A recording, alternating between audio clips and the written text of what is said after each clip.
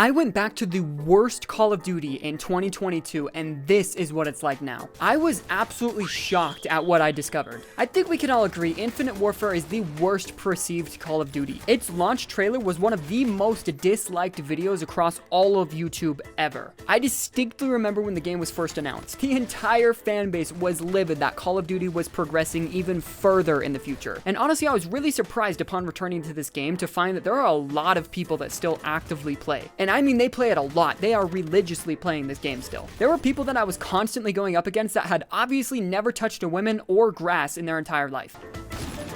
Ah! I can't even look!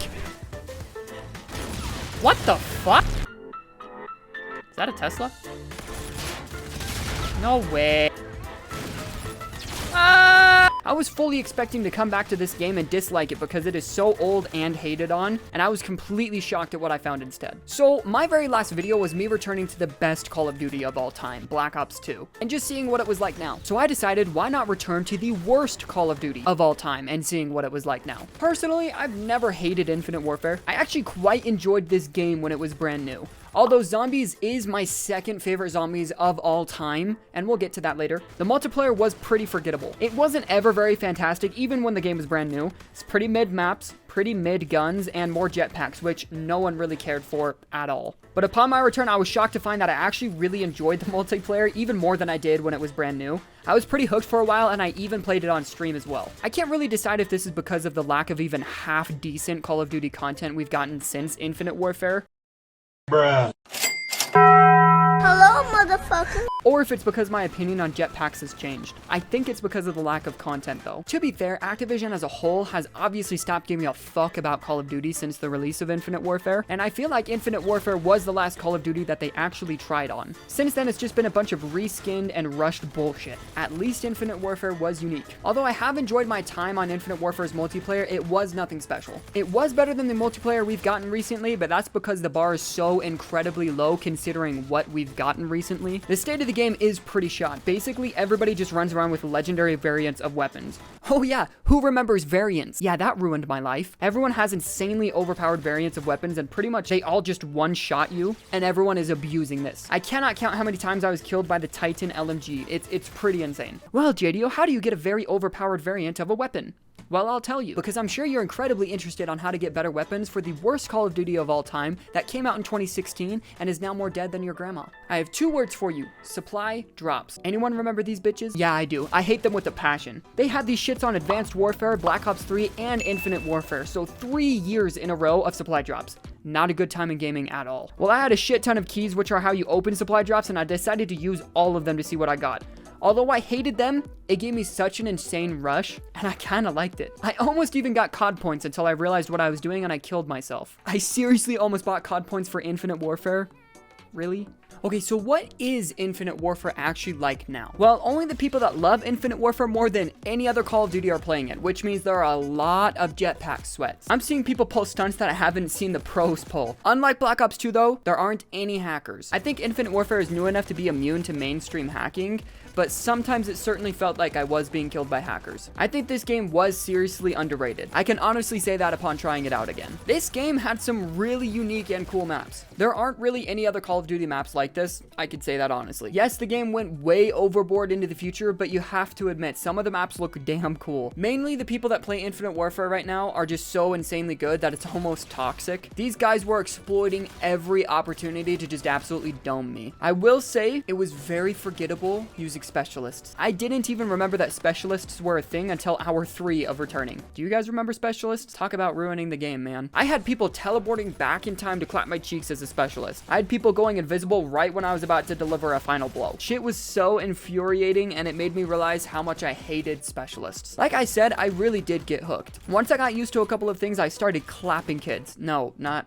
like that. Once I'd started to get really good, I started to destroy people. I had some genuine fun, and that has not happened for me in a Call of Duty in a long time. Maybe Infinite Warfare looks so good to me right now, in my opinion, because I keep comparing it to like World War II and Vanguard and Cold War. We've had some pretty awful Call of Duties in the last couple of years, so the fact that it's making Infinite Warfare look really good and fun really says something. Call of Duty is in the worst spot it's been in for a long time, for sure. So that's how Call of Duty Infinite Warfare's multiplayer is right now. It's a good amount of fun. I had a good time with it. Lots of sweats. Supply drops are heavily required in order to play well. You need good weapon variants. But overall, it was good fun. I did have a good time returning back to it. I was reminded of some maps that I had forgotten about, and I enjoyed it. So let's move on to the best part of this game, Zombies in Spaceland. Infinite Warfare Zombies mode is the best zombies other than Black Ops 2 in my opinion. The map is so incredibly unique and genuinely fun to play. It's set in a 1980s theme park, and it's wonderfully designed. The zombies even fit the vibe as well, which is really cool. They're all dressed up in 80s gear, and I absolutely love it. It may be the best map in Call of Duty Zombies history. Obviously, it doesn't have that nostalgic feel like Black Ops Zombies, and the perks aren't cola drinks, they're just candy instead. As well as since Treyarch didn't make Infinite Warfare, the perks all have different names as well too. I honestly don't even know what those names are in this specific Zombies mode, because they all do the same thing as Black Ops Zombies, so I still refer to it as Jug, Speed Cola, Double Tap, and so on. So it's not a classic Zombies, it almost feels like an off-brand since everything is kind of a different name, but that doesn't mean it's not fun. And if we're talking about just purely the map layout, it's probably the best Zombies map layout in the franchise. It's absolutely perfect. I love the vibes it gives off, as well as there are so many awesome places to train zombies throughout the map.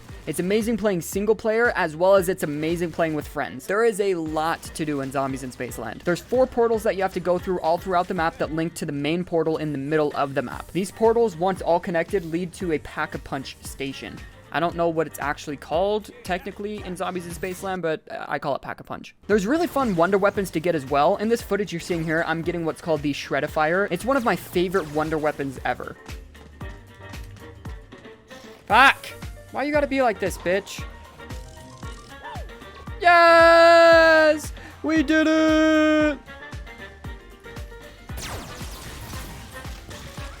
Woo. This mode is not too complex, as well as it's not too simple. It's the perfect balance of complexity and simplicity meshed into one. I feel like other Zombies modes throughout the franchise can get pretty damn complex. There are some maps that are so incredibly in depth that if you don't do all of these crazy things, you're not going to survive past round 1. And for some people that might be great, but for me personally, I like my Zombies modes a little bit more simple. But I still like them challenging, and this mode is the perfect mixture. Since, again, this is not made by Treyarch, Zombies in Spaceland has its own storyline. It is much more straightforward than Treyarch Zombies, and I kind of like it. Do you guys remember this? How did I make it all look so real? If you really want to know how the sausage is made in a Willard Wyler picture, the recipe is simple. First, you add actors. Then, you start grinding. That played before every single time you started the round. It's kind of annoying. Basically, this MF Willard Wyler is a movie director who is famous for directing gory-ass scenes, but as it turns out, they were real scenes, and what happened in the movies happened for real, which is why these scenes were so realistic. So you play as one of 4 high school kids who are stuck in the movie set, surviving while he just records these scenes. It's super basic, it's nothing special at all, but I kind of like it a lot. It's a simple storyline, but they stick to it, and the themes all throughout the maps fit with it, and I think that's really cool. Like, for example, they call each round scenes instead of rounds. Get it? I never tried any of the other maps, like any of the DLC ones, surprisingly. You had to pay for the other ones. I heard pretty mixed reviews about it, but Spaceland wasn't just enough for me. I didn't need to try any of the other maps. There's also a brute every couple of rounds as well, and he's pretty powerful. This adds an extra layer of difficulty, and it also mixes things up quite a lot. I feel like Infinite Warfare Zombies as a whole is such a breath of fresh air for Zombies lovers, and I never understood at all why people slept on Zombies in Spaceland so much. Also, I think it is so terrifyingly cool that instead of hellhounds, there are killer clowns. Get out. That is so scary and cool. They look awesome. They're super well designed. The way that they run at you is so eerie and creepy, but also cool at the same time. And I absolutely love it. I think, again, that is something that is unique. I've not seen that in any of the other games. I just think it's a breath of fresh air. Seriously, if you haven't tried out Zombies in Spaceland and you even kind of like Zombies modes in Call of Duty, you have to try it out. I will be going back to Infinite Warfare Zombies lots and lots and lots consistently throughout the rest of my gaming career. This is something I'm always going to consistently come back to. It's that good. Overall, I was completely shocked with how much I enjoyed coming back to Infinite Warfare. I was expecting to really not enjoy it and kind of shit on it and make this like a funny, like, hey, I'm shitting on Infinite Warfare video, rather than, hey, I actually kind of liked it. I never once thought that I'd say that I played and enjoyed this game 6 years after its release, but here we are. Multiplayer was decent, mindless fun. It was a great break from the bullshit we've been fed since it came out, but returning to zombies was the best thing that I've ever done. I hadn't played Zombies in Spaceland in quite some time before hopping onto it for this video, and I had forgotten just how much I loved it. Call me crazy, but I might just keep playing Infinite Warfare on occasion from now on. I don't know, I enjoyed it. I thought it was a good time. Hey, thanks for watching, everybody, and I'll see you guys in the next upload. Peace out, bitches.